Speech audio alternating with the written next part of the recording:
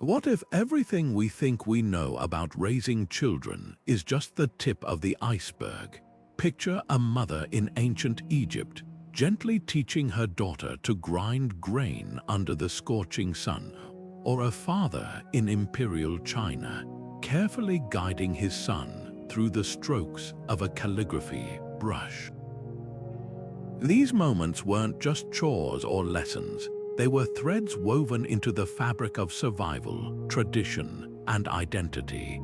For thousands of years, long before parenting became a science or an industry, families across the world raised their children with methods so ingenious, so deeply rooted in their cultures, that they shaped entire civilizations. And here's the remarkable thing. Many of these ancient practices still hold secrets that could transform how we think about childhood today. Take a step back with me to a time when childhood wasn't just about playdates or screen time. It was about preparing for a world far more unpredictable than our own. In the bustling markets of Rome, children learned negotiation by bartering goods alongside their parents. Among the Maya, toddlers as young as 3 were taught the names of medicinal plants, their tiny hands memorizing textures and scents that could one day save lives. These weren't just random traditions, they were carefully crafted systems, honed over generations, designed to turn children into capable, resilient adults. And the most fascinating part, many of these methods weren't about strict control or rigid rules.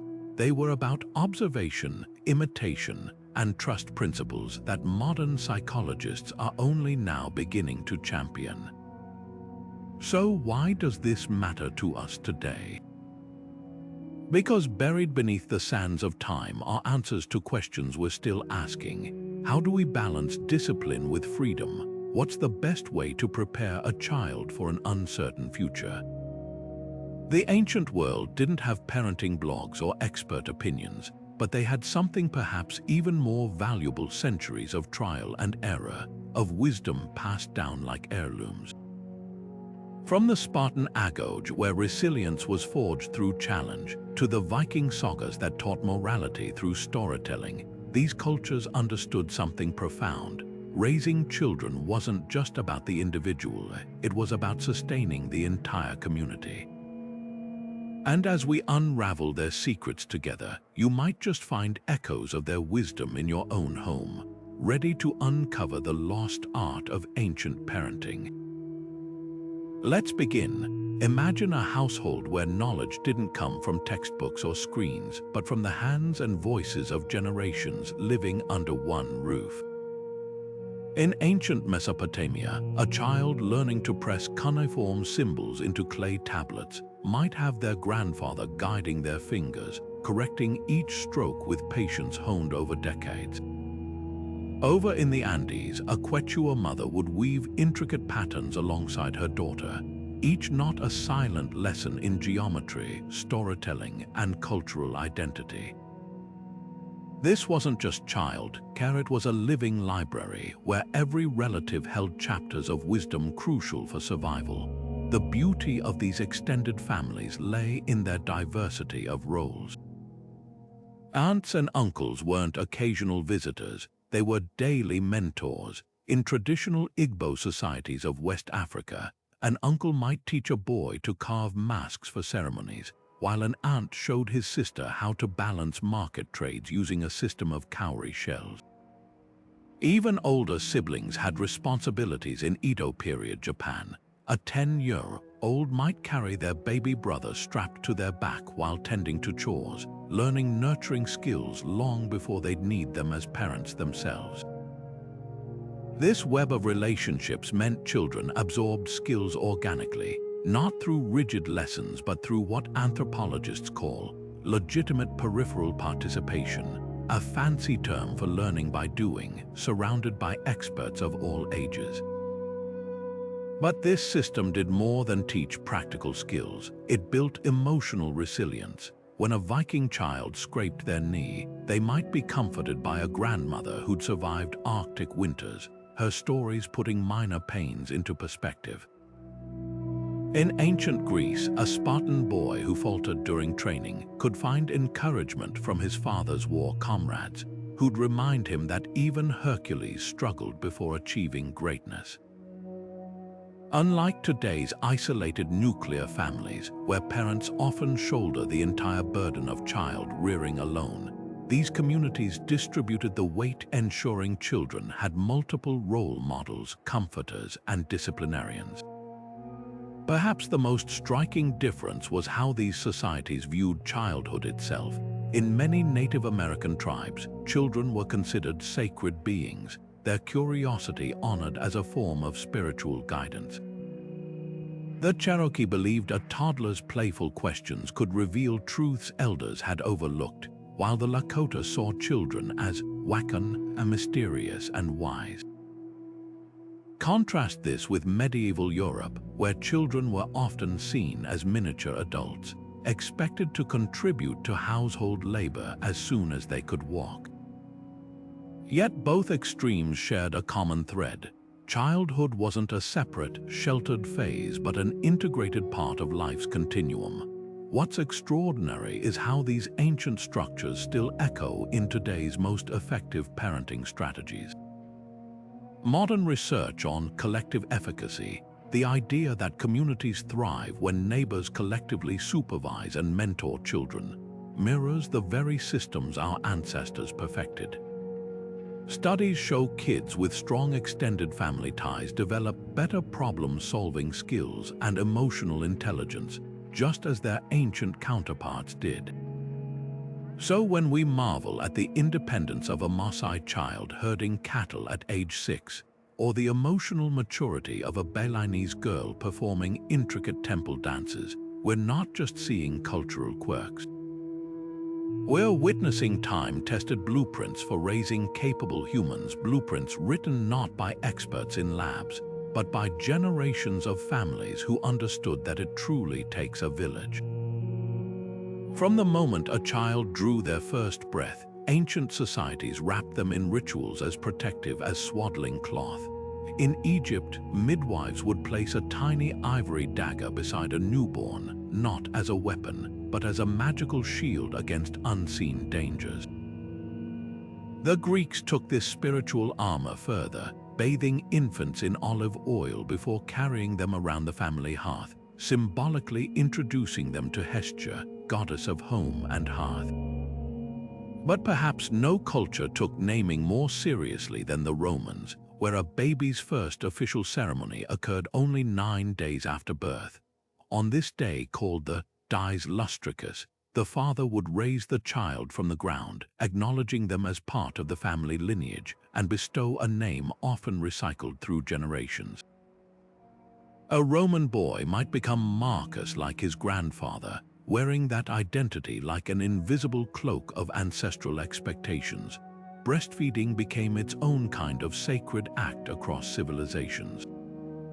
Egyptian medical texts like the Ebers Papyrus detailed which foods nursing mothers should eat to ensure rich milk, dates, garlic, and Nile fish. Wealthy families from Rome to the Han Dynasty employed wet nurses, but not just for convenience. In China, selecting the right wet nurse was a meticulous process. Physicians believed her temperament could transfer virtues like patience or courage through her milk.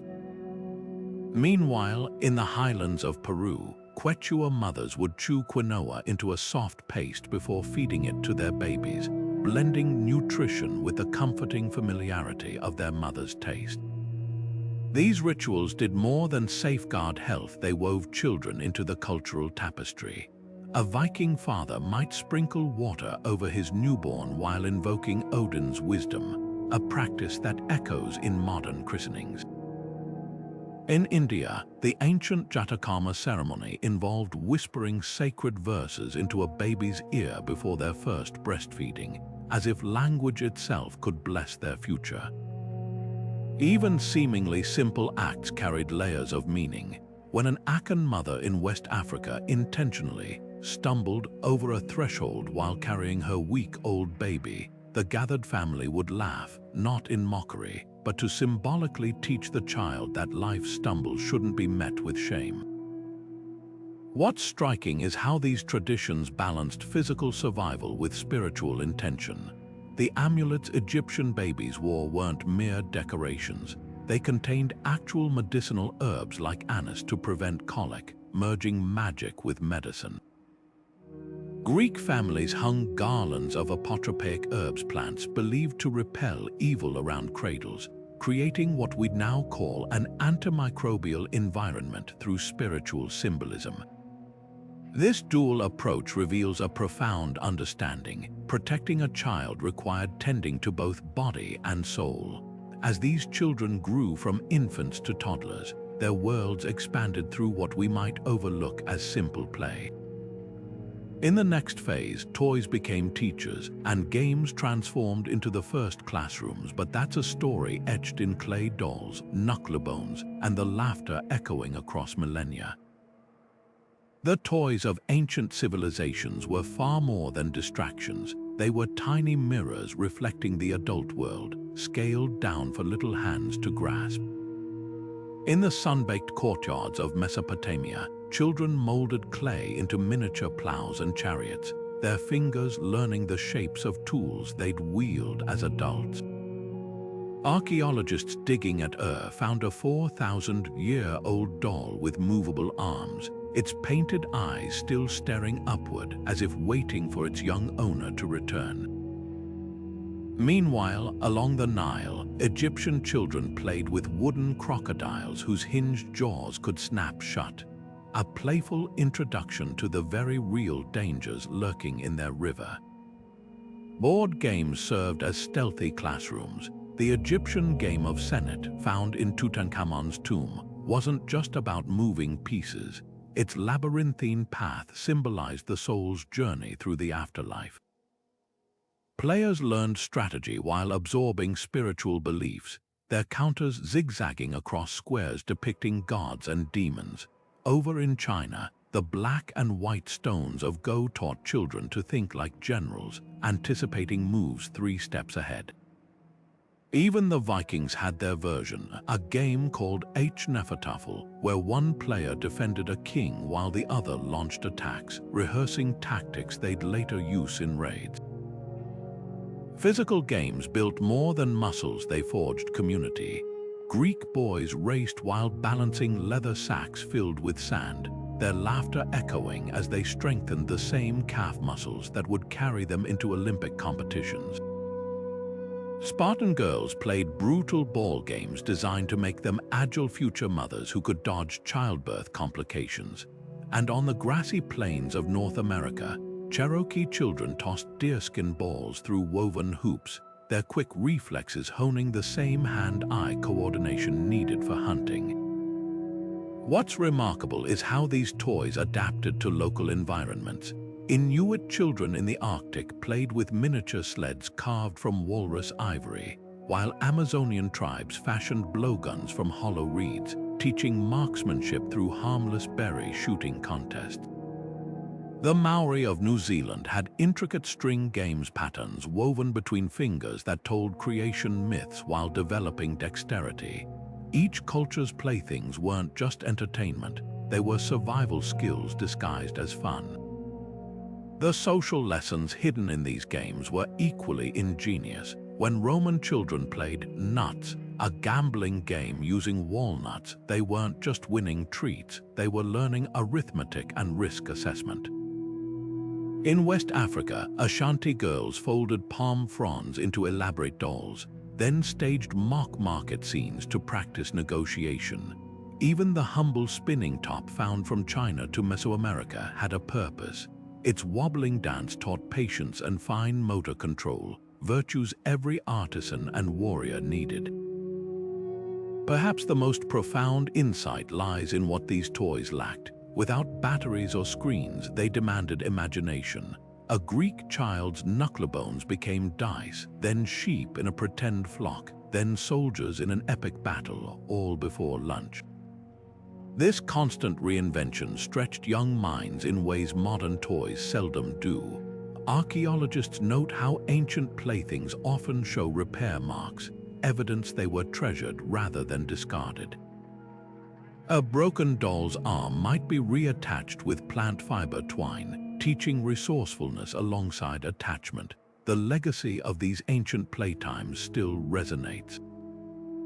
Modern educators now champion loose parts play, the very concept behind those Mesopotamian clay lumps and Viking rope knots, proving that the best toys aren't the most complex, but those that let children shape their own worlds.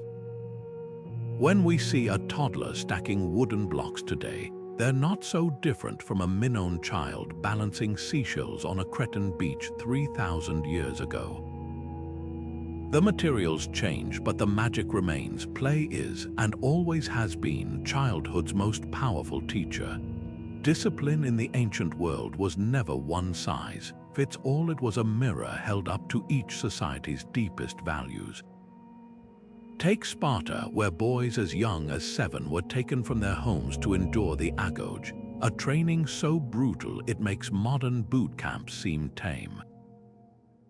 They slept on reeds plucked from riverbanks, stole food to survive, and endured public floggings without crying out, all to forge unbreakable warriors. But here's what's easily misunderstood. This wasn't just cruelty for its own sake. Spartans believed suffering was the whetstone that sharpened character, and even kings' sons weren't spared.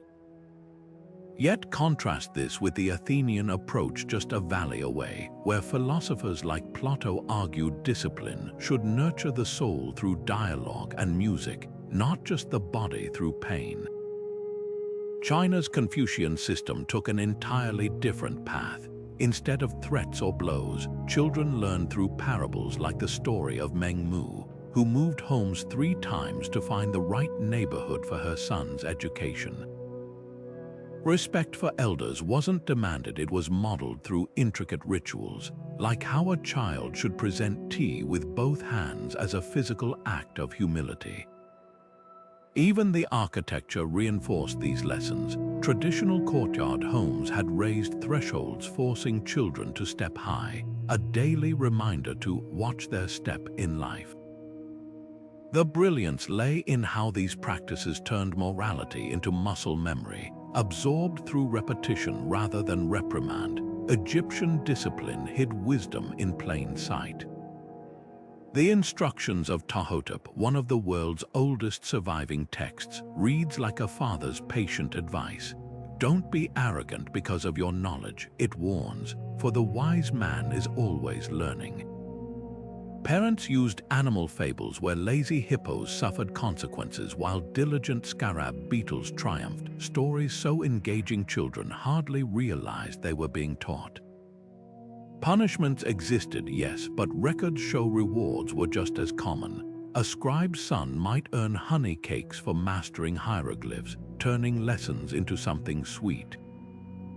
What's fascinating is how these systems reveal what each culture feared most. Spartans dreaded weakness, so they crushed comfort early. Chinese scholars feared social chaos, so they wove obedience into every interaction. Egyptians valued cosmic balance, so their teachings emphasized harmony over force. Even physical punishment, when it occurred, was rarely arbitrary. Babylonian clay tablets detail specific consequences. A son striking his father might lose his hand, but only after multiple warnings and public mediation. Nowhere is this cultural fingerprint clearer than in how societies handled mistakes. In Viking communities, a child who broke a tool wouldn't just be scolded. They'd help forge its replacement, learning craftsmanship through consequence.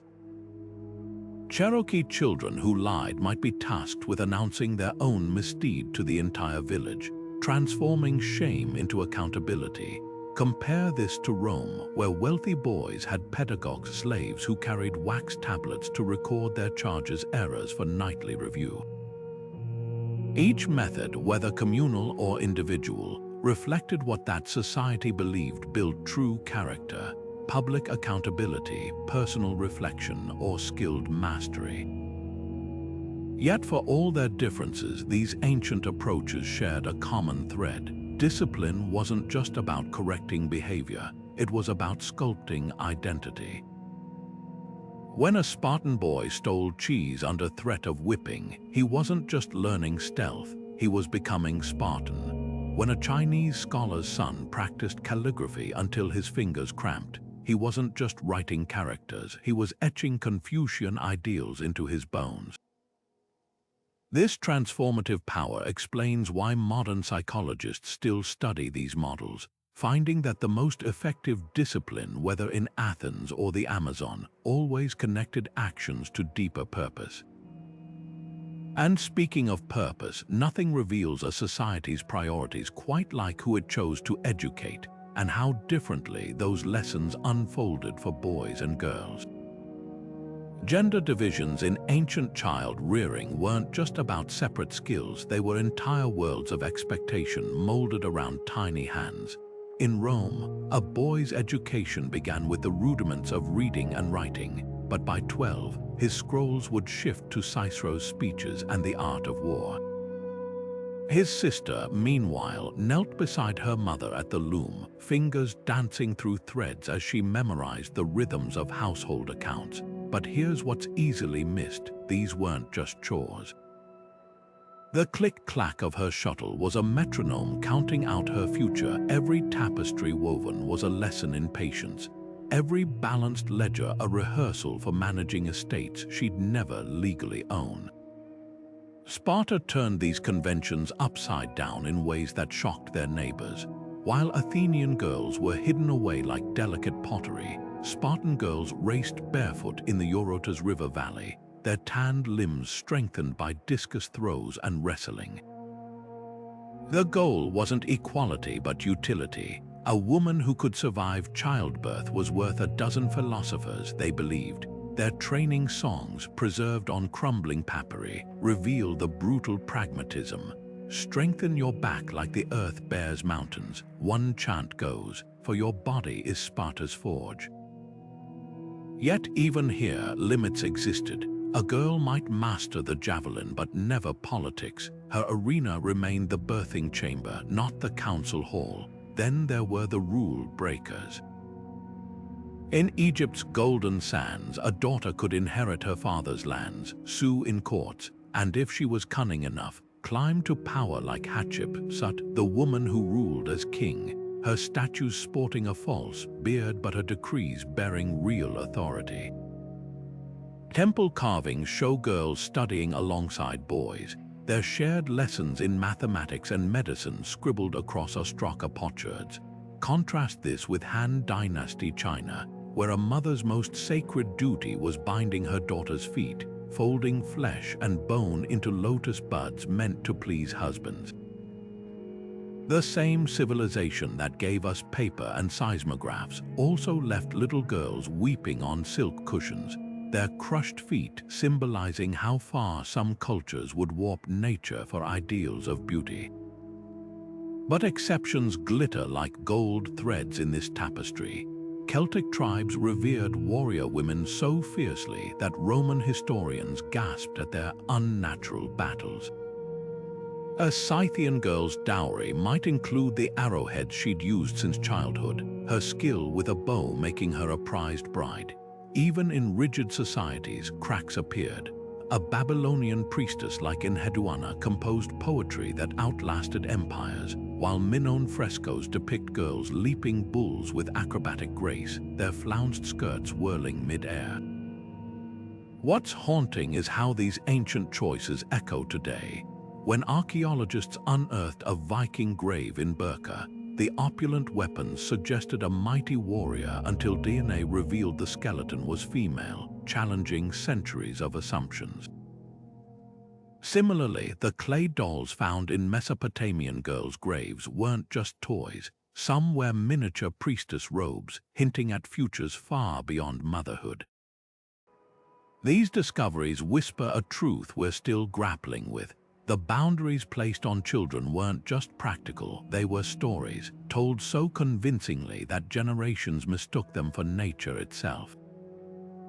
Yet for all these divisions, one universal remained. Whether a boy memorizing Vedas in India or a girl grinding maize in Tenochtitlan, their training shared a sacred purpose: to weave them into the fabric of something larger. And that fabric wasn't just made of skills, it was spun from beliefs so potent they could shape reality itself. Which brings us to the invisible curriculum every ancient child mastered, not in classrooms, but in temples, under star charts, and through rituals that turned daily life into a conversation with the divine. In the dim light of dawn, a Mayan mother would wake her son not for breakfast, but for a ceremony that would mark his passage into spiritual maturity. As stingray spines pierced his tongue, the blood droplets falling onto bark paper weren't just sacrifices. They were ink signing his name into the cosmic ledger of his people. Half a world away, a Brahmin boy in ancient India sat cross-legged as elders chanted, the weight of a sacred thread draped over his shoulder, connecting him to generations of scholars before him. These weren't isolated rituals, but threads in a vast tapestry of faith that wrapped around children from their first breaths. Consider how Jewish families gathered each Passover, children's questions about Exodus not just tolerated but demanded by tradition. The youngest would recite the 4 questions, their voices carrying stories of liberation that had outlasted empires. In Greece, girls as young as 6 carried baskets of piglets during the Symphorия, their giggles mingling with solemn prayers to Demeter for fertile harvests and, by extension, fertile wombs. What modern eyes might dismiss as quaint customs were actually sophisticated psychological tools. By physically acting out myths, dressing as deities in Egyptian temple plays, or reenacting Buddha's enlightenment through Indian shadow puppetry, children absorbed ethics not as abstract rules but as lived experiences. The genius of these practices lay in their layered lessons. When an Aztec child watched priests ascend the Templo Mayor, the terrifying spectacle of human sacrifice taught them about life's fragility while reinforcing their society's divine contract: blood for rain, hearts for maize. Simultaneously, Inuit elders telling tales of Sedna, the sea goddess, weren't just entertaining. They encoded survival lessons about respecting marine life within supernatural narratives. Even seemingly simple acts held depth. A Roman child placing wheat cakes on the household shrine each morning learned piety through repetition, the smell of toasted grain becoming synonymous with devotion. Health and spirituality often intertwined in surprising ways. Ayurvedic texts prescribed daily oil massages for Indian infants, not just for muscle development, but to balance the dosha's physical and energetic harmony, being 2 sides of the same coin.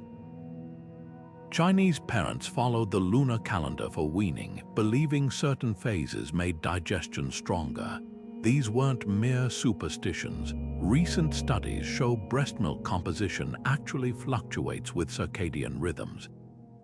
From the honey rubbed on Norse babies' gums to the olive oil massages given to Greek newborns, ancient health practices frequently merged practical benefits with sacred meaning. Perhaps most remarkably, these traditions built resilience through shared struggle. When drought struck Mesopotamia, children joined processions chanting prayers to Enlil, their parched throats learning that hardship was born collectively. Viking kids enduring the long winter nights of Yule understood darkness as a time for storytelling and inner growth, not fear. This fusion of faith and fortitude created what modern psychologists call meaning-making, the ability to frame challenges as part of a larger narrative. A child who danced in Dionysian ecstatic rites could later face plague or warfare with the same embodied courage, the real testament to these spiritual frameworks. Their adaptability: as Zoroastrian families fled Persia, they reinvented initiation rites using firelit mirrors instead of temple altars. Jewish children in diaspora turned destroyed temples into movable Torahs carried in memory. Even when stones crumbled, the stories remained flexible enough to survive conquests, migrations, and time itself. And speaking of survival, beneath all these rituals lay a bedrock of practical wisdom about keeping little bodies alive and thriving, knowledge that turned everyday meals into another kind of sacred act. Ancient parents faced a terrifying truth: every childhood illness could be a death sentence, yet their solutions blended practicality with profound intuition. Egyptian medical scrolls list over 700 remedies, many specifically for children, from pomegranate juice for intestinal worms to a paste of acacia leaves and honey applied to burns. That sticky golden honey wasn't just a sweet treat. Its natural hydrogen peroxide properties made it one of history's first antibiotics, used to dress wounds millennia before modern medicine confirmed its healing power.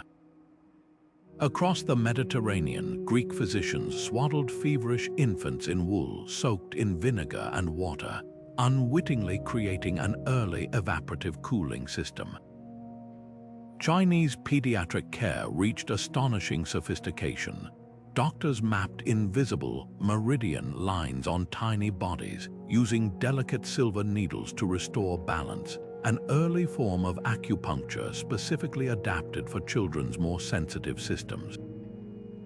The Ming Dynasty's essential prescriptions for children detailed how to diagnose illnesses by studying a child's fingernail color or the texture of their earwax. But perhaps most striking was their preventative approach. Parents massaged specific pressure points along their baby's spine nightly, believing this tuina technique could ward off respiratory infections. Modern studies now show such stimulation actually boosts immune cell production. The global tapestry of childcare reveals ingenious nutritional wisdom.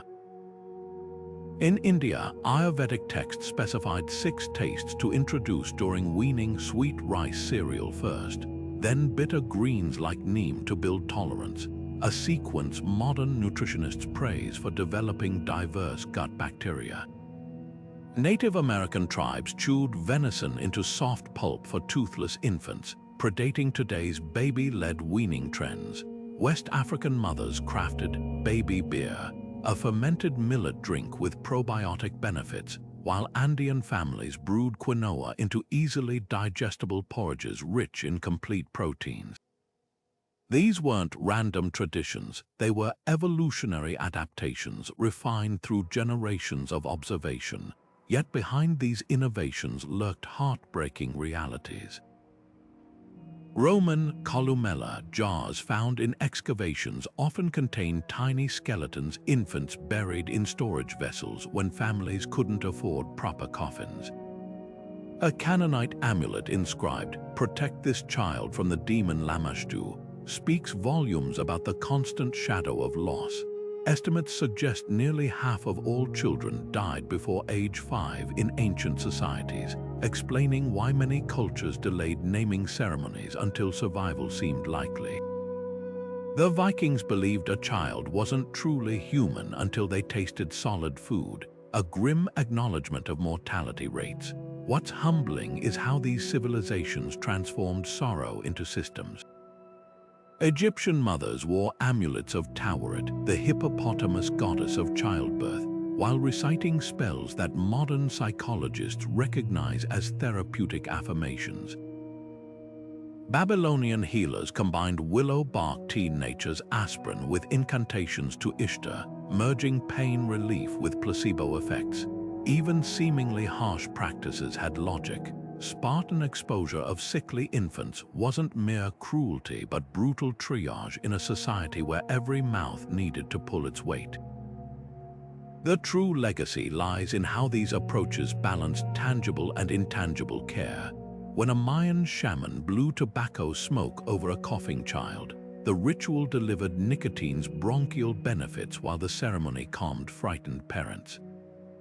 Greek wet nurses knew to chew garlic before nursing, its antimicrobial properties transferring through milk, a practice now known to reduce infant colic. This interplay of pragmatism and faith created resilient care networks where every herb, prayer, and lullaby served multiple purposes. As these children grew stronger, their education began not in classrooms, but through watching, imitating, and eventually mastering the crafts that would define their lives, a transition as natural as taking their first steps. Imagine a world where classrooms had no walls, where lessons weren't scribbled on tablets but etched into muscle memory through years of repetition. In the dusty workshops of ancient Mesopotamia, a potter's son didn't just watch his father shape clay. He felt the grit between his own fingers as he centered his first wobbly lump on the wheel, his small hands guided by generations of technique. Over in the terraced fields of the Andes, a Quechua girl balanced a basket of seed potatoes on her hip, her bare feet memorizing the contours of soil her ancestors had farmed for centuries. This wasn't education as we know it today. It was knowledge passed like a living torch, flame to flame. The medieval guild system turned this familial training into a formal art. A 7-year-old boy arriving at a European blacksmith's forge didn't start by hammering swords. He swept ashes, pumped bellows, and absorbed the rhythm of the craft through osmosis. Only after years of observation might he graduate to shaping simple nails, each imperfect twist of metal a stepping stone toward mastery. Guild records from Florence reveal the meticulous stages: apprentice, journeyman, master, with each promotion marked by the creation of a masterpiece, not an artistic showpiece, but a practical proof of skill, like a perfectly fitted dovetail joint or a balanced bronze hinge. Yet some apprenticeships carried higher stakes than others. In the marble halls of ancient Egypt, a prince destined for the throne didn't just study scrolls. He stood shoulder to shoulder with viziers, decoding the unspoken rules of power. A surviving papyrus from the reign of Amenhotep III details how the young Thutmose IV accompanied tax collectors, learning to read the tension in a farmer's shoulders as much as the numbers on clay tablets. Similarly, Mayan noble children practiced diplomacy through sacred ball games, where the stakes weren't just points but alliances, their every move watched by elders assessing their strategic minds. What's often overlooked is how these systems nurtured more than technical skill, they built character. A Viking boy learning shipbuilding didn't just carve wood. He internalized the patience required to season timber properly, knowing a rushed hull could sink in winter storms. In Japan's Edo period, a samurai son serving as a page learned tea ceremony alongside swordsmanship because true discipline balanced art and war. Even seemingly menial tasks had purpose. When a medieval scribe's apprentice spent hours grinding pigments, he wasn't just preparing ink. He was learning the value of precision, each stroke of his future illuminations carrying the weight of that patience. The divide between aristocratic and commoner training reveals fascinating contradictions. While a peasant child mastered one trade through relentless repetition, noble offspring often became jacks of all trades. Chinese imperial princes memorized Confucian classics while practicing archery and calligraphy, their education a tapestry of civil and martial arts. Contrast this with the Aztec Tepoztlali schools, where merchant-class boys drilled in complex accounting using cocoa beans as counters, their mathematical fluency ensuring trade routes thrived. Yet both systems shared one unshakable belief: childhood was preparation, not protection, a time to forge tools, whether they were made of steel or statecraft. Perhaps the most poignant lessons came from failure. A Mishnah text from ancient Judea describes how rabbis would intentionally assign impossible tasks to young scribes copying a scroll with vanishing ink, for instance, not to frustrate them but to teach graceful problem solving. In contrast, Spartan boys caught stealing cheese were flogged not for the theft itself, but for getting caught, reinforcing that survival sometimes required cunning.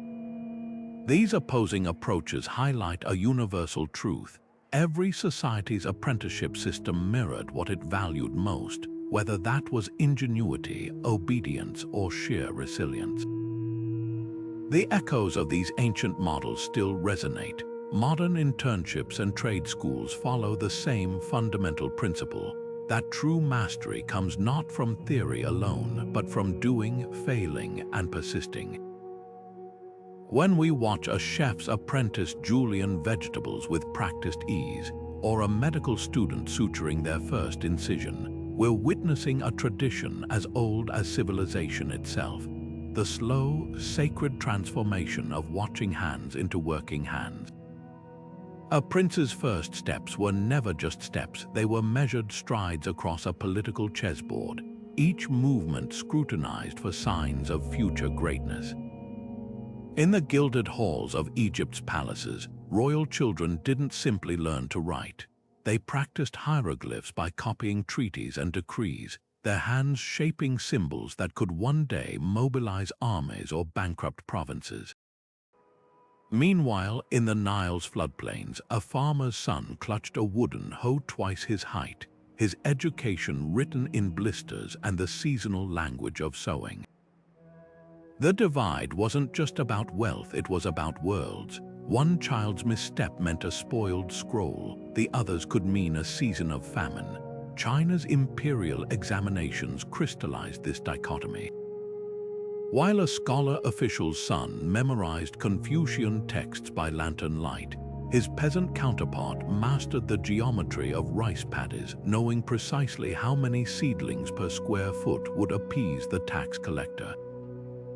Yet privilege came with its own chains. Ming dynasty princes were virtual prisoners in their palaces, their education a mix of poetry and paranoia, as court eunuchs monitored every brushstroke for signs of ambition. Contrast this with Edo, Japan, where samurai children trained equally in calligraphy and swordplay, their dual mastery a reminder that even elites served higher powers.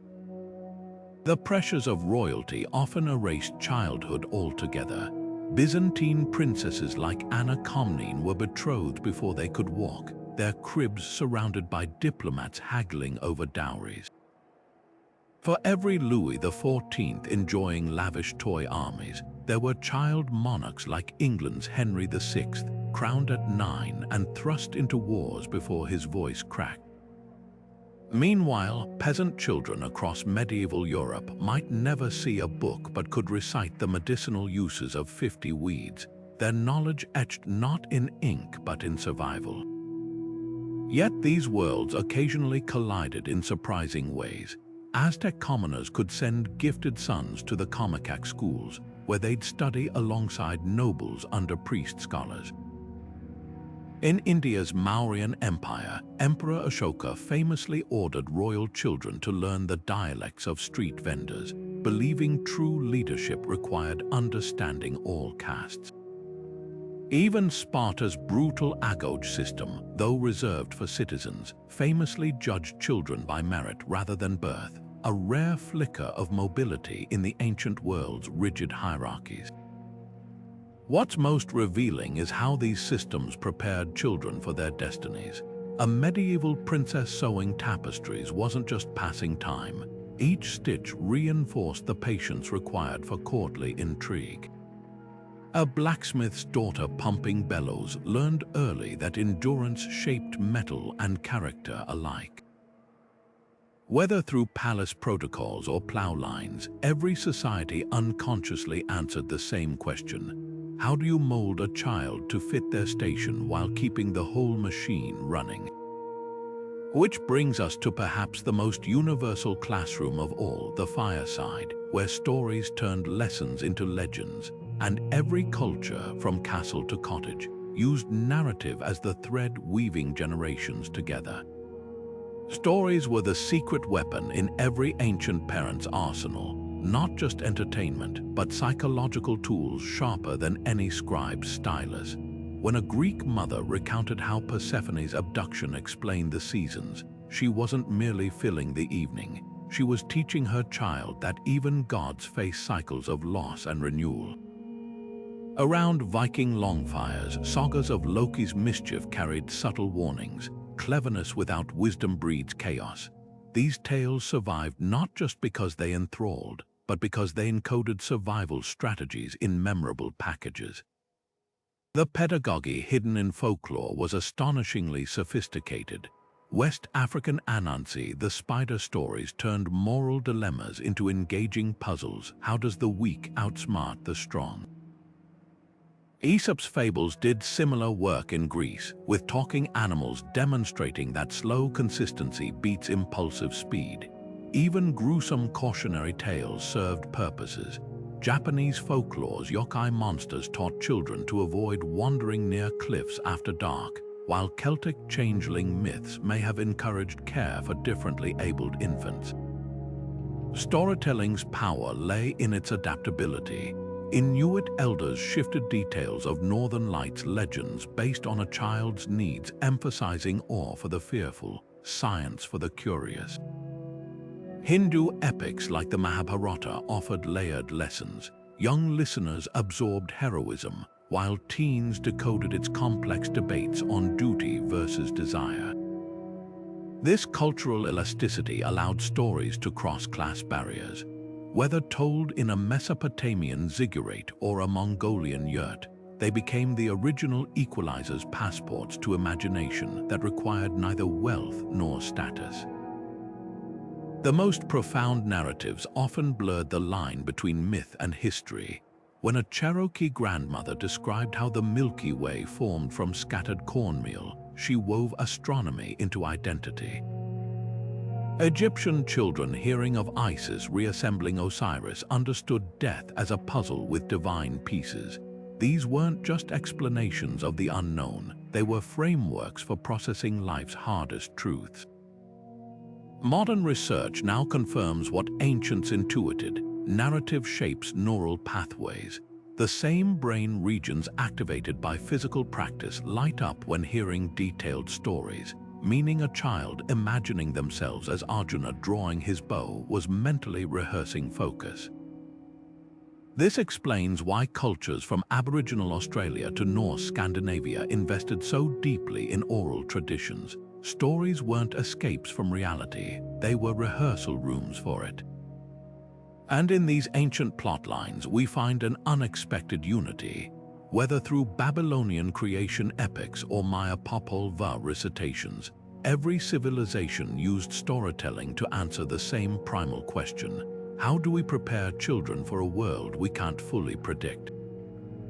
The answer, it seems, was to arm them with tales where heroes faced the unpredictable and found ways to endure. The crackling firelight didn't just illuminate faces, it animated entire worlds as elders spun tales where bears spoke in riddles and tortoises outran hares.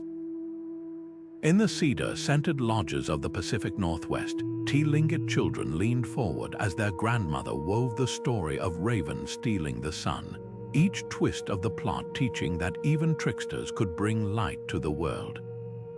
Meanwhile, across the Atlantic, West African griots recited the epic of Sundiata Keita with such rhythmic precision that every battle and betrayal imprinted itself on young minds like drumbeats. These weren't bedtime stories, they were the original textbooks, printed not on papyrus but in memory, and retold with such vividness that children could smell the dust of ancient battlefields or feel the chill of a fox's breath on their necks. What made these oral traditions so powerful was their interactive nature. A Lakota storyteller might pause mid-sentence, asking the children, "What would you do if Coyote offered you magic beans?" Turning listeners into co-creators of the tale. In Ireland, Sínchai storytellers altered endings based on their audience's reactions, shaping heroes' fates to match the lessons needed that night. This flexibility allowed stories to evolve while keeping their core truths intact, much like a river changing course but always flowing toward the same sea. The animals populating these tales were never just characters, they were mirrors. When Aesop's aunt stored food while the grasshopper played, Greek children saw the consequences of laziness played out in miniature. The Cherokee's grandmother spider didn't just teach weaving. Her failed attempts to steal fire demonstrated that persistence mattered more than strength. Even gruesome endings served purposes. The Brothers Grimm's original fairy tales, rooted in medieval oral traditions, used shocking consequences to sear warnings into young minds about wandering woods or trusting strangers. Rhythm and repetition transformed these stories into mental hooks. Australian Aboriginal songlines wove geography with mythology, so a child could navigate hundreds of miles by recalling verses about the rainbow serpent's path. Norse skalds used alliterative verse so dense that a single line, Efjöl ek for, Efjöl ek freystadak, became a mnemonic for remembering entire genealogies. This wasn't mere artistry, it was cognitive technology, structuring information for minds without writing. The communal aspect of storytelling forged bonds stronger than blood. In West Africa's griot tradition, a child's misdeeds might prompt a tale about their great-grandfather's honor, wrapping discipline in ancestral pride. Jewish families recounting Exodus at Passover didn't just describe liberation, they tasted bitter herbs and reclined like free people, engaging all five senses to imprint identity.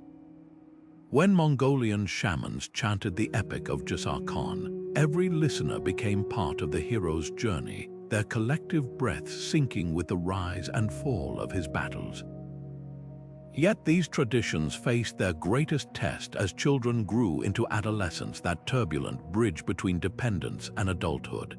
The same societies that enchanted toddlers with animal fables had starkly different approaches for teenagers, often marking this transition with rituals that would make modern coming-of-age parties seem tame by comparison. The moment a Jewish boy stood before his congregation at 13, chanting Torah verses in a voice still cracking with youth, he wasn't just reading scripture, he was stepping across an invisible threshold that had separated children from adults for millennia.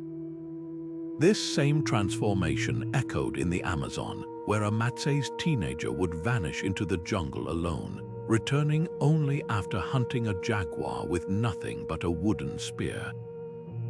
These rites of passage weren't mere ceremonies. They were psychological earthquakes designed to shatter childhood's shelter and reveal the adult waiting beneath. Consider the Maori tradition of Tomoko, where chisel strokes carved intricate patterns into a young man's face. Each drop of blood mingled with pigment, sealing his identity into his skin as permanently as his place in the tribe. Pain wasn't incidental, it was the point. Just as Roman boys shed their striped togas for plain white ones during the Liberalia festival, the message was clear: comfort must be sacrificed for responsibility. Even in less dramatic rituals, like an Athenian girl dedicating her dolls to Artemis before marriage, the underlying principle held: adulthood began when childhood's toys were willingly surrendered. The tests embedded in these rituals often walked a razor's edge between danger and necessity. A Lakota youth's vision quest involved days alone on the plains without food or water, his hallucinations believed to reveal his life's purpose. Viking boys as young as 14 joined ocean voyages not as passengers, but as full crew members, their ability to navigate storms determining whether they'd return as men or not at all. Failure carried consequences beyond shame. Among the Sambia of Papua New Guinea, boys who couldn't endure the painful nosebleeding initiation remained social outcasts, barred from marriage or leadership. Yet these trials weren't arbitrary cruelty. The Maasai lion hunt tested strategic thinking as much as bravery. A successful warrior needed to outmaneuver, not just overpower. In Japan's samurai families, a boy's genpuku ceremony included demonstrating calligraphy alongside swordsmanship, proving that true adulthood balanced art and warfare. Even the seemingly bizarre Spartan practice of stealing cheeses under whip blows had purpose. It taught that some goals required enduring temporary pain for long-term gain. What's often overlooked is how these rites redistributed power within communities. A Zulu regiment of newly initiated warriors shifted tribal politics overnight, their assegais now counting in council debates. Athenian ephebs youths completing military training gained the right to sue in courts, their voices suddenly carrying legal weight. This wasn't just personal growth, it was societal recalibration, with each initiation season subtly rewriting the community's balance of experience and fresh energy. The shadow side of these traditions reveals their gravity. Aztec youths who failed their warrior trials became porters, carrying others' battle gear in shame. Celtic boys denied their first talk in the Beltane fires might spend lifetimes as half-citizens, forbidden from marrying into noble families. This stark divide between success and exclusion pressured adolescents in ways modern psychology would deem extreme, yet it also created cultures where preparation began at birth. A Mongol toddler's first horse ride wasn't play, it was the opening drill in a decade-long cavalry training. Perhaps most fascinating is how these ancient coming-of-age rituals mirror modern neuroscience. Brain scans show the prefrontal cortex responsible for impulse control and decision-making matures through challenge. When a Polynesian navigator in training spent nights memorizing star paths without charts, or a medieval apprentice mason balanced his first freestanding arch, they were forging neural pathways as surely as societal roles. Contemporary research on threshold experiences confirms what elders intuited: transformative growth requires discomfort. As these newly minted adults took their places in society, another crucible often awaited, one where childhood's lessons faced their ultimate test. Whether through the clash of swords or the subtler wars of politics, the transition from initiation to survival would demand every skill their cultures had painstakingly implanted. And in no realm was this more brutally evident than when childhood collided with the battlefield. War reshaped childhoods with brutal efficiency, turning playgrounds into training grounds and toys into weapons. Spartan boys weren't the only ones thrust into violence across the ancient world. The thunder of marching boots drowned out laughter. In Rome, a teenager's first shave often coincided with his enlistment, the razor scraping away youth as surely as battle would test it. Yet the trauma extended far beyond soldiers. When Assyrian armies sacked cities, they didn't just kill warriors, they tore children from their mothers' arms, deporting entire generations to break conquered people's will. A cuneiform tablet from Nineveh chillingly records one such raid.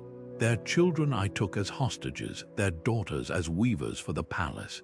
But amidst this darkness, flickers of humanity endured. The Inca Empire, despite its militaristic might, built stone storehouses called kolkas along invasion routes, not for weapons but for child-sized sandals and tunics. These were emergency supplies for displaced children, a recognition that even war had limits. Chinese strategist Sun Tzu wrote that the wisest general spared non-combatants, arguing that orphaned children grew into vengeful enemies. His advice wasn't always heeded, but it reveals an ancient understanding of war's cyclical legacy. Siege warfare posed particularly cruel dilemmas. When famine gripped a besieged city like Jerusalem during the Babylonian assault, parents faced impossible choices. The Bible's Book of Lamentations describes mothers boiling their own infants for food. Yet counterbalancing these horrors were acts of extraordinary compassion. Jewish texts tell of Yavne's scholars rescuing orphans during Rome's destruction of the Second Temple, transforming their academy into a sanctuary. Similarly, after the Peloponnesian War, Athenian families formally adopted war orphans, ensuring their education and citizenship despite the city's depleted resources. The psychological toll on these children is almost unimaginable. A Viking boy who watched his village burn might spend his life chasing vengeance, his adulthood defined by that primal trauma. Greek playwright Euripides captured this devastation in The Trojan Women, where young Astyanax, thrown from Troy's walls by conquerors, became a symbol of war's true cost. Yet resilience flourished in unexpected ways. Archaeologists find toys buried in the ruins of war-torn cities, a clay horse here, a wooden doll there, silent testaments to children's stubborn insistence on play, even amid chaos. This grim tapestry reveals a paradox. While war unmade childhoods, it also forced societies to confront their values. Plato's Republic famously suggested removing children from their families to be raised by the state, a chilling idea born from seeing too many orphaned by conflict. Conversely, the Buddhist Emperor Ashoka, haunted by his early wars, erected pillars across India proclaiming protection for all children, even those of enemies. These extremes frame a question we still grapple with. Is it possible to wage war without stealing childhoods? As the dust of battlefields settled, another force began shaping young minds, not the sword but the scroll. From Athens to the Indus Valley, philosophers were quietly revolutionizing how societies understood childhood itself. Their ideas would transform parenting from instinct into art. Plato's Republic wasn't just a political manifesto. It was a radical parenting manual that proposed tearing children from their mother's arms at birth to be raised by the state. His infamous words, "No parent should know their own child," shocked even ancient Athenians, yet this extreme vision revealed a deeper truth. Societies have always wrestled with who controls childhood shaping. Contrast this with Aristotle pacing the Lyceum's gardens, insisting each child's education must match their unique temperament, like a physician prescribing different remedies for varying constitutions. These two giants of thought framed a debate that still divides classrooms today: collective standards versus personalized growth. East of the Aegean, Confucius was crafting an entirely different blueprint. His Analects compared children to tender bamboo shoots straightened young. They grow true, neglected, they warp beyond repair. Every bow to an elder, every recitation of filial piety texts reinforced a hierarchy where respect for ancestors became the cornerstone of moral development. Yet in the same mountains where Confucian scholars drilled etiquette, Laozi's Taoist followers whispered counterpoint wisdom. They watched rivers smooth stones without force, observing how children, like nature, thrive when guided by inherent rhythms rather than rigid rules. A Taoist parent might laugh as their toddler splashed in mud puddles, seeing not disobedience but harmony with the elemental world. These philosophies didn't stay locked in scrolls, they transformed real households. Spartan mothers, echoing Plato's communal ideals, famously told sons to return from war with their shield or on it, prioritizing state over self. Meanwhile, in the Nile Valley, Egyptian medical papyri reflected Aristotle's individualized approach, prescribing different learning schedules based on a child's humors or energy patterns. The Confucian emphasis on reverence permeated Chinese child rearing so deeply that even peasant families saved their best food for grandparents, demonstrating through daily acts that respect wasn't taught, it was lived. The friction between these worldviews sparked innovations still relevant today. Rome's education system blended Greek individualism with practical statecraft, producing both orators like Cicero and engineers who built aqueducts. India's Gurukul system took Aristotle's mentorship model further, with students living alongside teachers in forest academies, immersive education where philosophy lessons unfolded beside herb gathering and archery practice. Even the Maya, oceans away from Greek agora debates, developed a dual approach, strict calendrical training for scribes alongside imaginative storytelling for moral development, proving that discipline and creativity could coexist. What's extraordinary is how these ancient debates anticipate modern parenting dilemmas. When today's educators argue over standardized testing versus personalized learning plans, they're replaying Plato and Aristotle's clash with whiteboards instead of wax tablets. Helicopter parents micromanaging childhoods might startle Laozi with their frenzy, while Confucius would nod approvingly at families teaching ancestral languages to preserve cultural roots. These echoes remind us that beneath parenting's modern complexities lie timeless questions. How much structure nurtures versus stifles? When does guidance become control? The most enduring legacy of these philosophies lies in their shared recognition, whether through Plato's communal nurseries or Laozi's untamed forests, that childhood is society's crucible.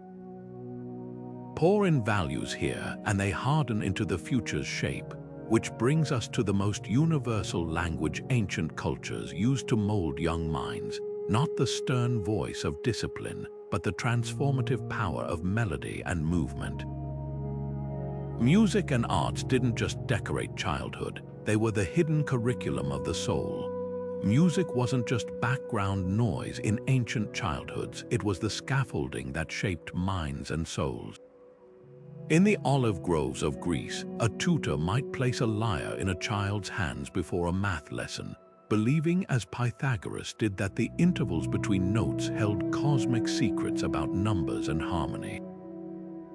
Over in China, Confucian scholars tuned bamboo flutes to the pentatonic scale, teaching that proper melodies could align the heart with the rhythms of heaven. Even the Egyptians understood this synergy. Their temple schools wove hymns into every subject, so that a child memorizing the 42 declarations of Maat did so in rhythmic chants, turning ethics into earworms. But the true magic of these traditions lay in their dual purpose. A Spartan boy learning war dances wasn't just practicing footwork, he was internalizing the discipline of formation combat, his body moving in unison with others as if already on the battlefield. In the Andes, Quechua girls spun wool while singing counting songs, their fingers and voices weaving arithmetic into muscle memory.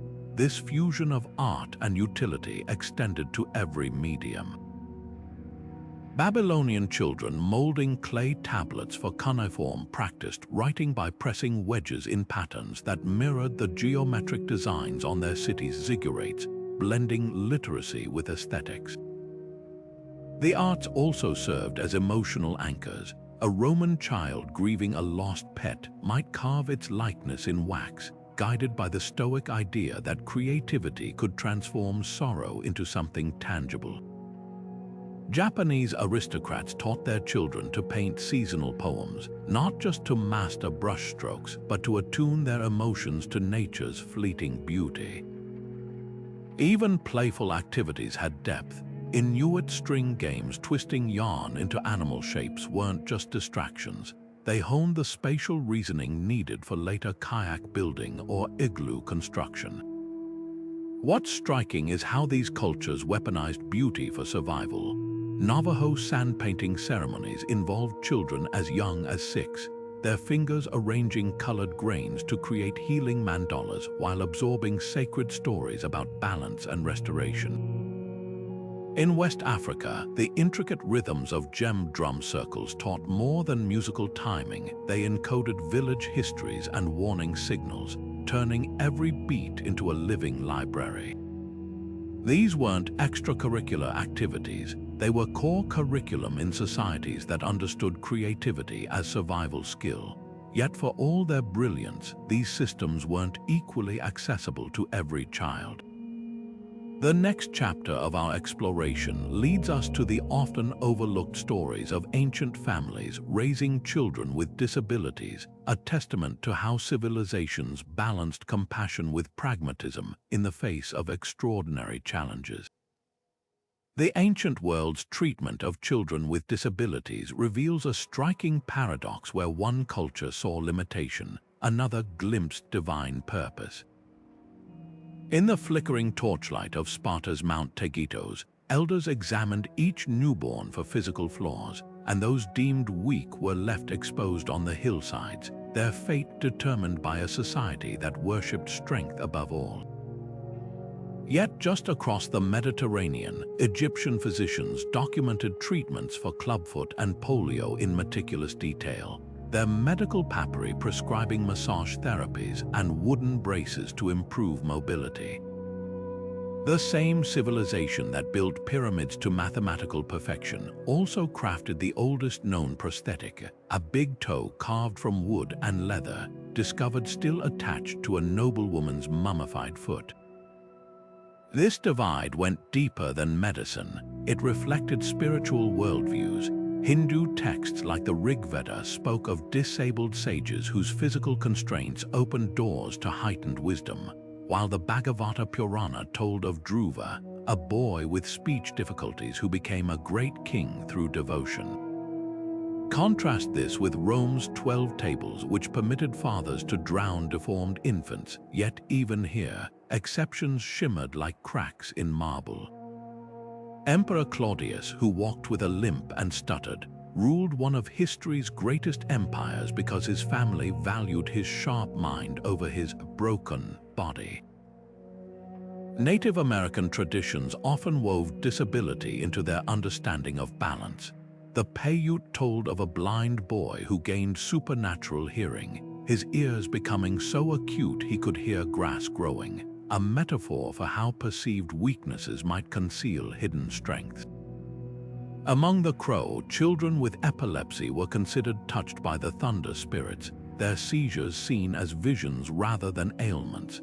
These interpretations weren't just poetic, they shaped practical accommodations. Archaeological sites show ramps at Mayan temples likely built for priests with mobility issues, while Inuit oral histories describe tailoring hunting roles to individual abilities. A nearsighted child might become an expert trapmaker rather than a harpooner. The most poignant evidence comes from where we least expect it. At Britain's Iron Age site of Danebury, archaeologists found the skeleton of a boy with advanced hydrocephalus who'd lived to his teens, an impossibility without constant care. In China, Confucian texts praised families who nurtured different children, calling it the highest form of filial piety. Even the Spartans, despite their brutal reputation, made exceptions. Historian Plutarch mentions a physically weak boy named Antalcidas who became a famed diplomat through sheer intellect, proving that ancient societies could sometimes bend their own cruel rules. These fragmented stories form a mosaic of humanity's complex relationship with difference.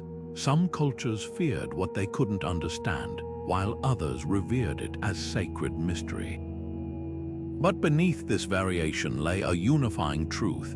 Disabled children didn't just endure history, they shaped it. From the blind poet Homer composing epics that defined Greek identity to the autistic savant temple architects whose precise calculations built Angkor Wat, neurodivergent and physically atypical minds left indelible marks on civilization. This brings us to one of parenting's most universal challenges: how to guide behavior without breaking spirit. Across time and terrain, every culture wrestled with the delicate balance of discipline and nurture, crafting systems of punishment and reward as varied as their beliefs about human nature itself. Ancient parents walked a delicate tightrope between discipline and devotion, crafting systems of rewards and punishments that mirrored their deepest cultural values. In Rome, the stern Patria Potestas law gave fathers absolute power, including the right to disown, sell, or even execute disobedient children. Yet wax tablets from Pompeii reveal another side, proud notes from fathers boasting of sons mastering rhetoric, their words dripping with rare affection. This duality captures the Roman ideal: fierce discipline softened by measured praise, all aimed at producing citizens who could govern an empire. China's Confucian system took a subtler approach. A child demonstrating filial piety might earn the honor of serving tea to ancestors at the family altar, their small hands trembling under the weight of generations' expectations. Privileges came in symbolic forms: the best cut of meat at meals, or the right to walk slightly ahead during village processions. But transgressions brought equally nuanced consequences. A Ming Dynasty manual describes the silent treatment, days where parents withheld not food but conversation, making their disappointment more crushing than any whip. Nowhere was the balance between harshness and care more striking than among the Aztecs. At dawn, misbehaving children faced icy plunges into Texcoco's waters, a shock meant to cool hot tempers. Yet by evening, those same parents might cradle the child while whispering stories of Huitzilopochtli's trials, teaching that even gods endured hardship. The Maya took this further. Mischievous kids were tasked with tending stingless bees, their patience rewarded with honey-sweetened cocoa, blending discipline with delicious incentives. These methods reveal stark cultural priorities. Spartan parents valued resilience above all, so rewards came only after grueling tests. A boy surviving the Agoj trials might receive his first spear, but never empty praise. In contrast, Hindu traditions emphasized self-discipline. The Mahabharata tells of young Arjuna earning divine weapons not through punishment, but by outperforming his brothers in focused meditation. Some techniques seem unimaginably cruel today. Viking law allowed thrashing lazy teens with birch rods, while Edo period Japanese schools used torture boards where sleepy students knelt on sharp ridges.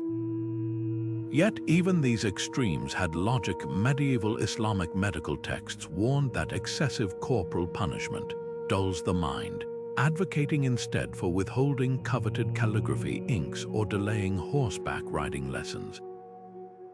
The most effective systems often blended consequences with natural outcomes. Cherokee children who neglected chores found empty bowls at dinner, not as punishment, but as direct results of their inaction. Dutch merchant families docked pretend wages from play money allowances when tasks went unfinished, mimicking real-world economics. This cause and effect teaching appears in surprising places. Persian princes who failed diplomacy lessons were sent to negotiate with actual foreign envoys, their mistakes becoming live lessons in statecraft. What unites these diverse approaches is their shared goal: preparing children for worlds far less forgiving than childhood itself. When an Inuit father pretended not to hear his son's cries during a blizzard, he wasn't being cruel. He was ensuring the boy could survive future storms alone. A Florentine banker's daughter denied sweets for poor arithmetic wasn't being deprived, but trained to spot ledger errors that could bankrupt the family. This intricate dance between guidance and grit raises profound questions. How much does a child's environment shape these methods? From the Arctic tundra to monsoon-drenched rice paddies, geography didn't just influence what skills children learned, but how they were taught to learn them. The connection between land and lesson runs deeper than we might think.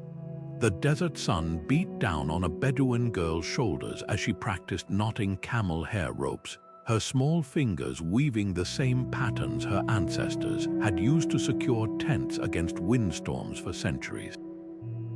Meanwhile, along the Tigris River, a Mesopotamian boy waded through irrigation channels, learning to read the water's flow as clearly as scribes read cuneiform, each child's daily lessons sculpted by the land beneath their feet. Geography didn't just shape ancient childhoods, it scripted them, turning sand, ice, and jungle into the ultimate classrooms. In the Arctic's endless winter, Inuit parents didn't just warn their children about thin ice, they had them press their ears against its surface, listening for the telltale creaks of danger beneath. By contrast, Polynesian navigators in training slept under star maps woven from palm fibers, their dreams filling with constellations that would one day guide them across thousands of ocean miles. These weren't arbitrary skills but survival languages, fluency in which meant the difference between life and death. A Mongolian herder's son could track lost sheep across featureless steppes by reading bent grasses, while an Amazonian child recognized edible fungi by scent alone, knowledge modern botanists would need microscopes to confirm. The rhythm of these childhoods mirrored their environments. Nile Delta children measured time by flood cycles, their games mimicking the receding water's treasure revealing retreat.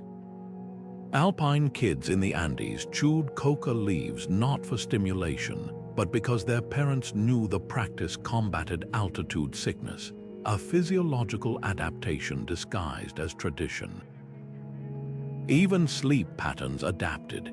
Desert tribes like the Tuareg trained children to nap during scorching afternoons, conserving energy for nighttime travel when the stars were their compass. What's extraordinary is how these practices optimized human potential within ecological constraints. The Kung San of the Kalahari encouraged toddlers to join foraging expeditions, their tiny hands perfect for digging up buried tubers. Viking children in Scandinavia played games tossing knucklebones onto frozen lakes, unknowingly honing the weight distribution instincts they'd later use to cross thin ice during raids. Every environment presented problems, and every culture transformed those problems into pedagogy. This geographical imprint extended to social structures too. River Valley civilizations like the Indus or Yellow River cultures emphasized collective farming skills, with children learning irrigation teamwork as soon as they could carry buckets. Nomadic tribes, by contrast, prized independence. A Scythian boy might be gifted his first horse at 5, expected to manage it without supervision. Island societies from Okinawa to Malta drilled swimming and boat repair into daily life, while steppe cultures like the Huns made horseback archery as fundamental as walking. The legacy of this adaptive genius still whispers in modern childhoods. When we teach kids to read weather patterns or identify edible plants during camping trips, we're channeling the same ancestral wisdom that once kept entire civilizations alive. Those ancient methods weren't just practical, they were masterclasses in transforming limitations into lifelines, proving that the most profound lessons often come not from textbooks, but from the land itself. And just as geography shaped daily life, it also inspired the rituals that marked a child's journey to adulthood, ceremonies, as varied as the landscapes that birthed them.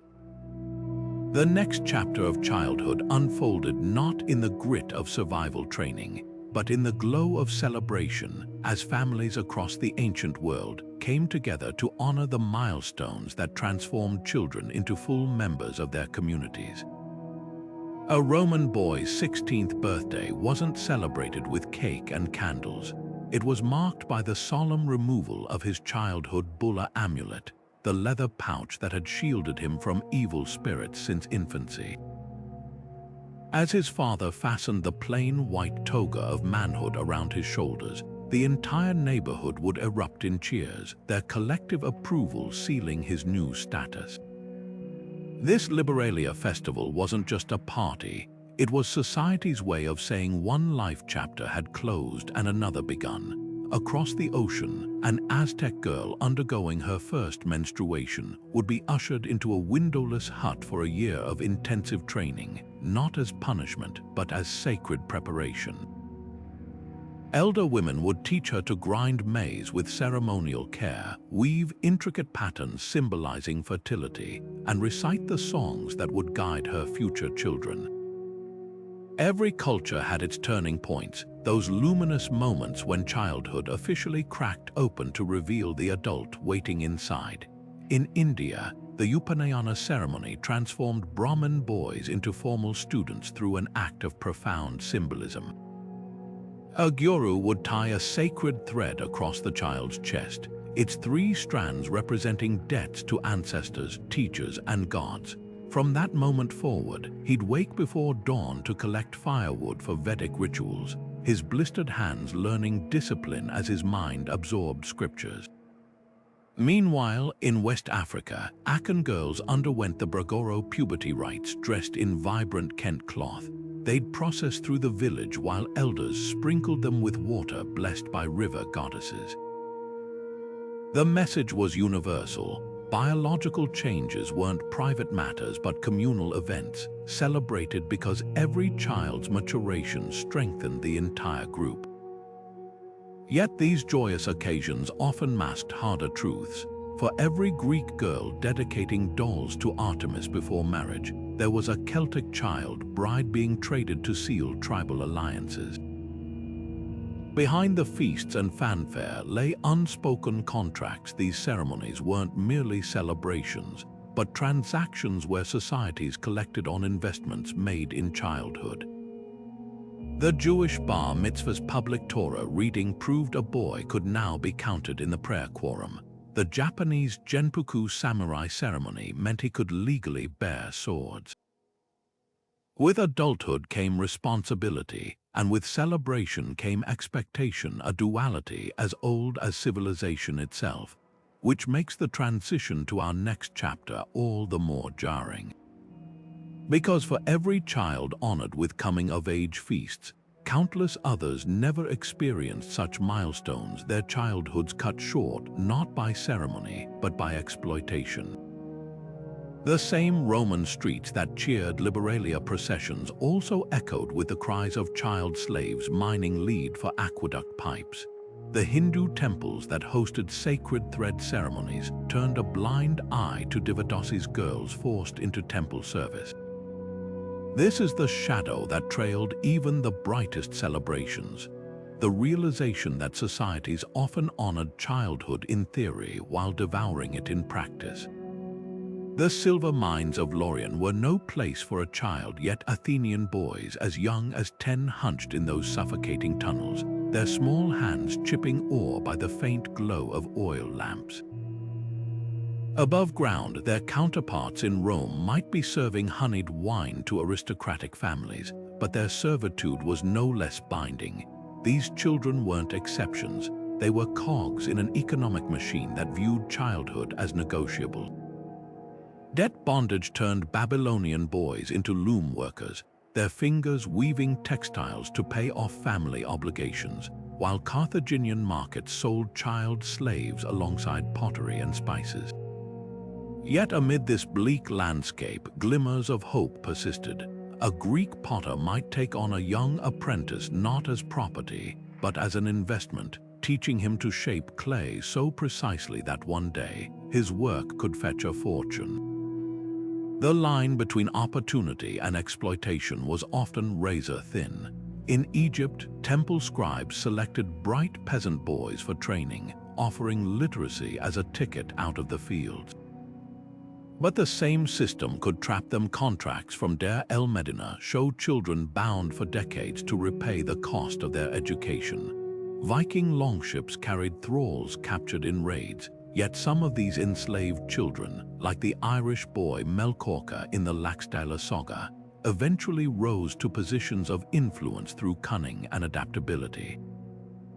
This duality reveals a painful truth. Ancient societies rarely saw child labor as a moral failing, but as an economic necessity. When harvests failed or wars emptied granaries, a family's survival might hinge on sending their youngest to spin wool in Phoenician workshops or harvest salt along China's coast. The psychological toll of these arrangements lingers in heartbreaking fragments. A Roman wax tablet from Pompeii records a merchant's casual note about purchasing a Syrian boy of 8, good for light household duties. No mention of his name, only his utility. Yet contrast this with a Babylonian contract where a father apprenticed his son to a gem cutter, specifying the master must provide 2 meals daily and a wool cloak each winter, clauses that suggest care beneath the pragmatism. Even in the darkest corners, humanity flickered. Archaeologists find toys buried with child miners, tiny wooden animals clutched in skeletal fingers, reminders that these workers were still children who craved play amid the grind. Parents faced impossible choices. A Carthaginian peasant selling his daughter to settle debts might rationalize it as securing her meals, while an Athenian father consigning his son to the pottery district could believe he was offering a trade better than farming. The grief in these decisions echoes through time. A papyrus from Roman Egypt preserves a mother's plea to the gods after her daughter was taken to Alexandria. Let her remember me when she pours wine for her mistress. These weren't heartless transactions, but acts of desperation in societies where childhood was a luxury few could afford. This shadowed chapter of history forces us to confront uncomfortable questions about how societies value their young. The same civilizations that built soaring temples and poetic epics also normalized systems where children's backs bore the weight of empires. Yet within these systems, resilience flourished, like the enslaved boy in Plautus' plays who outwits his master with wit, or the Spartan helot children who turned their forced labor into covert resistance. Their stories remind us that even in the harshest circumstances, the human spirit could bend without breaking. And when death came for these children, as it so often did in eras of malaria, famine, and unchecked disease, the grief left marks as enduring as any monument. From the tiny sarcophagi of Rome's columella graves to the amulets buried with Sumerian infants, the next chapter of our exploration reveals how ancient parents mourned, memorialized, and found ways to keep loving beyond the grave. Grief carved its presence into the bones of ancient societies not as a shadow, but as a companion woven into the fabric of daily life. In the quiet corners of Egyptian homes, mothers tucked faience amulets of Bes, the dwarf god who warded off evil spirits, into their babies' linen wraps. These weren't mere decorations, they were desperate contracts with the divine, bargaining chips against a world where nearly half of all children never saw their 5th birthday. Roman tombstones tell equally poignant stories like the one for little Erosion, a slave child whose epitaph reads, "May the earth lie lightly on you," her owner's grief spilling across the centuries in those 5 tender words. But sorrow wasn't always endless. Along the Ganges, Hindu families whispered of samsara, the cycle of rebirth where a child's soul might return in a new body, softening the finality of loss. A Buddhist Jataka tale describes a mother who, upon losing her infant, is handed a mustard seed by the Buddha himself. Fetch this from a home untouched by death, he instructs, and her futile search becomes a lesson in universal grief and the solace of shared humanity.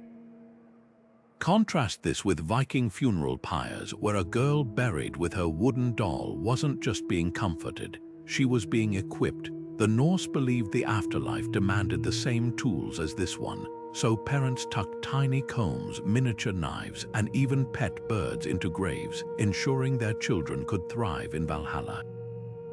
The artifacts left behind speak volumes. In Pompeii's ruins, archaeologists found a carbonized loaf of bread beside the skeleton of a child, preserved by volcanic ash, a last meal never eaten. Aztec codices depict mothers weeping over bundled infants, their tears collected in ritual bowls to be offered to Tlaloc, the rain god who claimed drowned children as his helpers. Even Sparta, infamous for exposing weak infants, held annual ceremonies where mothers mourned all offspring lost to war or illness, proving that beneath the warrior ethos pulsed the same universal heartache. What's most revealing is how these mourning rituals doubled as psychological first aid. When Greek women clipped locks of hair to place in their dead child's hands, they weren't just following tradition. They were creating tangible connections between worlds. Chinese families burned paper replicas of toys during Ghost Month, a practice that channeled grief into active care. These customs didn't erase pain, but they gave it shape and purpose, transforming private agony into communal healing. Yet amid this tapestry of sorrow, another phenomenon quietly unfolded: the silent trade of parenting wisdom across borders. As Phoenician merchants sailed the Mediterranean, they carried more than spices. They brought swaddling techniques from Egypt to Carthage. Along the Silk Road, Chinese mothers learned of Roman wet nursing contracts, while Byzantine midwives adopted Persian herbal remedies for colic.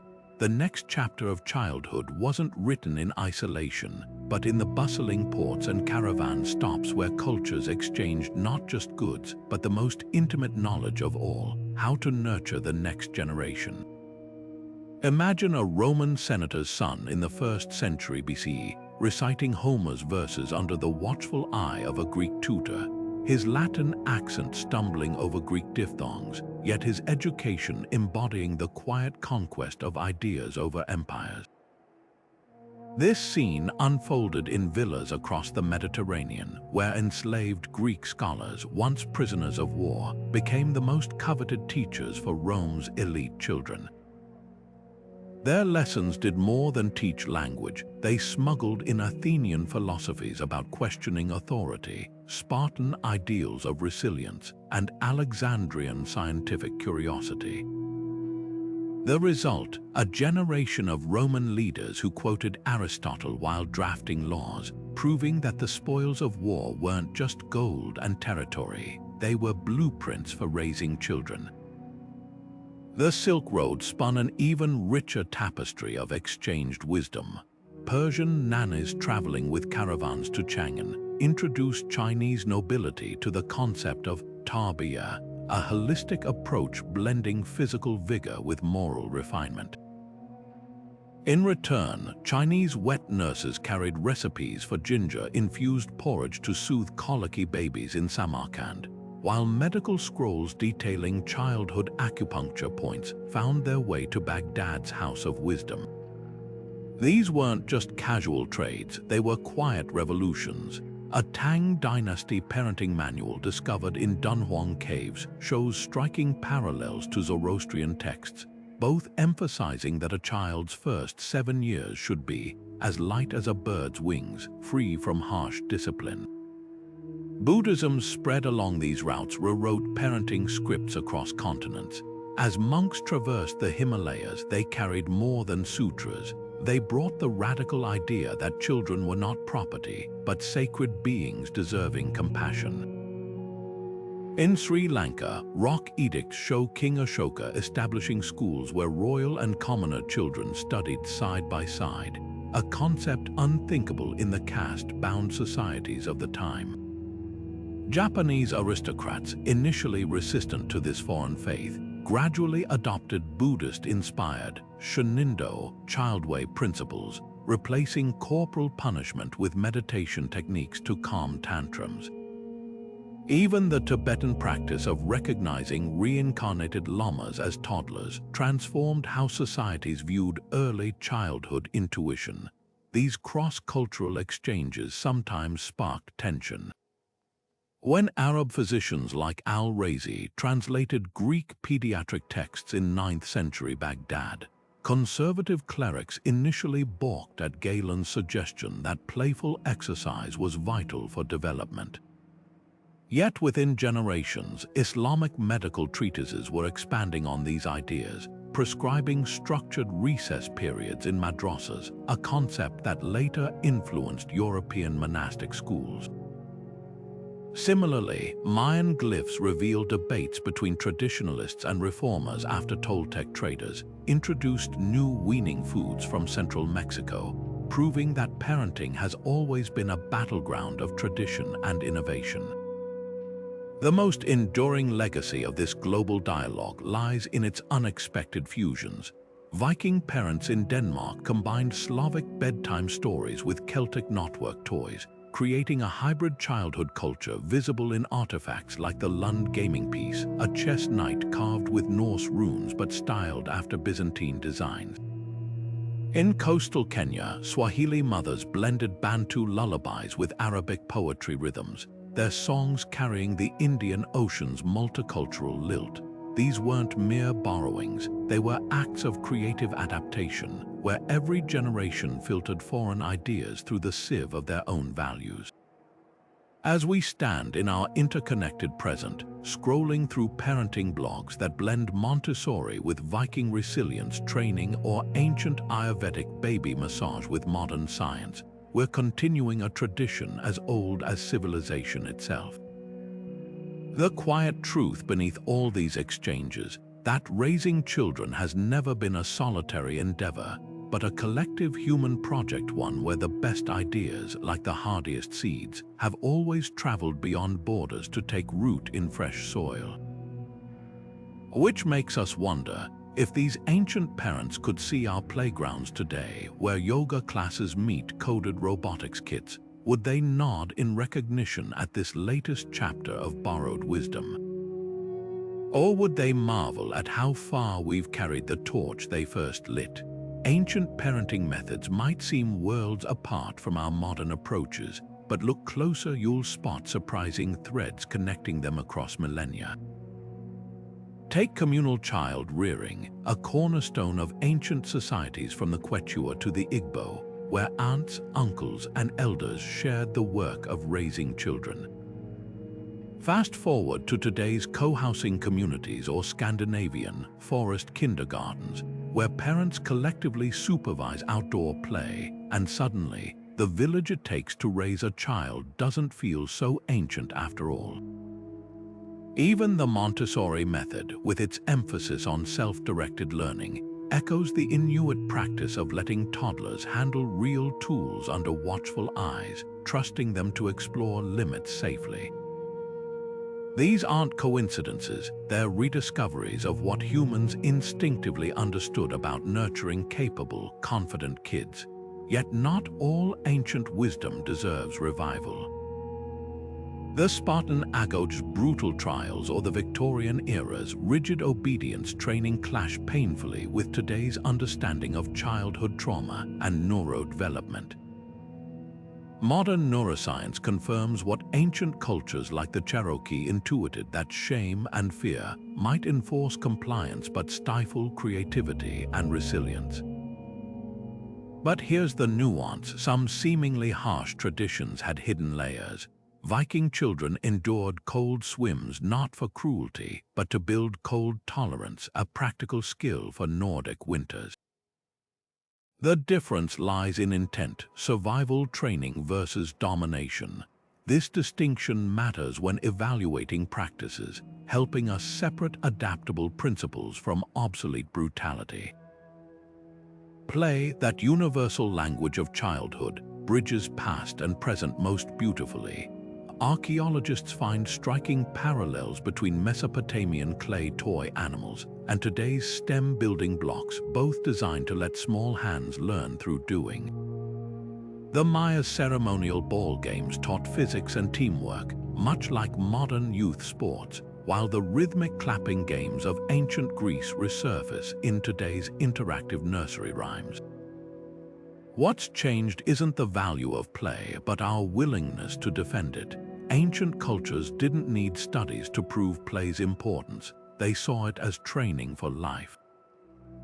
Now, after decades of sidelining recess for standardized testing, science is catching up to their wisdom, with research showing that play lights up neural pathways like nothing else. The most provocative contrast lies in how we view childhood itself. Many ancient societies, from the Lakota to the Edo period Japanese, integrated children into adult worlds early, whether through apprenticeships or household responsibilities. Modernity, by contrast, often isolates kids in age-segregated schools and digital bubbles, but cracks are appearing in this divide. Wild schooling movements invite kids to forage and build shelters like their ancestors, while pediatricians now prescribe green time to counter nature deficit disorder. Even tech, often blamed for childhood's erosion, can reconnect us to ancestral patterns. Think of coding camps where kids collaborate like hunter-gatherer teams, solving problems together. What emerges from this comparison isn't a contest between past and present, but a dialogue. Ancient parents lacked our understanding of brain chemistry, but excelled at fostering grit through meaningful responsibility. We've mastered allergy-safe diets, but often fail to teach patience through delayed gratification. Perhaps the sweet spot lies in borrowing the past's best while leveraging modern insights, combining, say, the communal mentoring of a medieval guild with today's anti-bullying protocols. After all, the goal remains unchanged across centuries, to raise humans who are both competent and compassionate. The methods evolve, but the mission endures, a truth as timeless as the first lullabies hummed beside a fire. From Spartan boys enduring icy river plunges to Confucian scholars mastering calligraphy with meditative precision, ancient parenting methods reveal a universal truth: raising children has never been about a single, right way, but about adapting wisdom to the world as it unfolds. These civilizations, separated by oceans and millennia, all grappled with the same balancing act we face today: how to nurture resilience without crushing spirit, how to pass on tradition while leaving room for innovation, and how to prepare children for futures we can't fully predict. Consider the Inca practice of teaching toddlers to chew coca leaves, not as indulgence but as preparation for high-altitude living, or the Viking custom of letting children sail miniature longships in fjords, their tiny hands learning currents and winds through play. These weren't random traditions, they were time-tested responses to environmental and social demands, refined over generations like whetstones sharpening blades. Modern parents scrolling through sleep training debates might find unexpected kinship with Egyptian mothers who swaddled infants in linen soaked in diluted wine, their version of a calming bedtime routine. Yet for all their diversity, these ancient approaches share striking common ground. Whether it was Athenian philosophers emphasizing character development or Cherokee elders teaching through nature metaphors, successful methods prioritized engagement over enforcement. The Babylonian father correcting his son's cuneiform strokes with patience, the Polynesian navigator schooling his daughter in star paths through song. They understood that true learning sticks when it connects to lived experience. This legacy lives in today's most effective parenting strategies. Montessori classrooms echo the hands-on apprenticeships of medieval guilds, while positive discipline techniques mirror the Maya's use of natural consequences, like having a careless child repair what they'd broken rather than suffer arbitrary punishment. Even tech boundaries find precedent. Just as Spartan elders monitored boys' progress in the agoge, modern parents track screen time, both seeking to mold habits that serve the child's future self. But history's real gift isn't rigid formulas, it's perspective. When we fret over picky eaters, remember Roman parents bribing toddlers with honeyed figs. When exhausted by tantrums, recall the Japanese Shinindo principle that big emotions are storms to weather, not fires to extinguish. These echoes remind us that parenting's frustrations and joys are timeless, even if our tools have evolved from herbal teas to pediatric telehealth. So as you tuck in your child tonight, perhaps debating screen limits or school choices, know that you stand in a lineage stretching back to the first mother who kissed a scraped knee, the first father who wondered if he was being too strict. The methods change, but the mission endures: to send into the future humans who are both capable and compassionate, which ancient wisdom speaks to your parenting journey. A Lakota storytelling approach, the Athenian balance of music and athletics. Drop your thoughts below, and for more conversations that bridge past and present, hit subscribe. After all, the best parenting advice sometimes comes with a little patina of age.